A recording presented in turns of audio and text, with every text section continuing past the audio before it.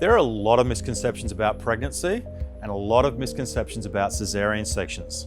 Probably the biggest one is when you can drive after having a cesarean section. The great myth is that you can't drive for 6 weeks after having a cesarean section.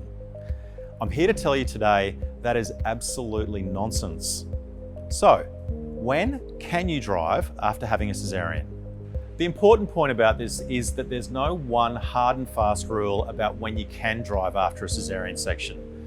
Recovery after a Caesar varies significantly from person to person, so it may be that people vary in their ability to drive from 2 weeks to 6 weeks.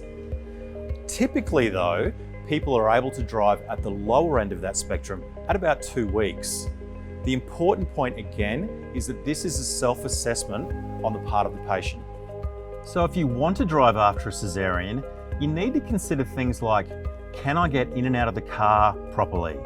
Can I put my seatbelt on? Can I work the controls appropriately? Can I move around the cabin as I need to? Can I slam my foot on the brake? If you can do these things, then you're probably fine to drive. The other issue is, are you taking sedating pain relief medication?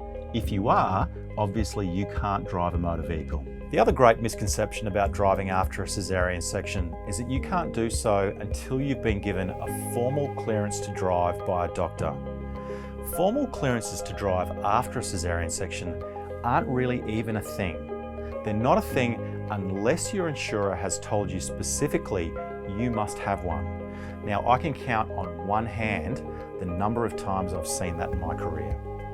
If you do need a formal clearance to drive, that's something that you need to follow up with and be seen by your doctor for. They can't be given remotely.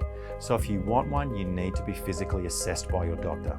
So in summary, if you want to drive after a cesarean section, it's very much a self-assessment as to when you can. If you're not sure or you've got questions, please go and see your doctor or seek medical advice.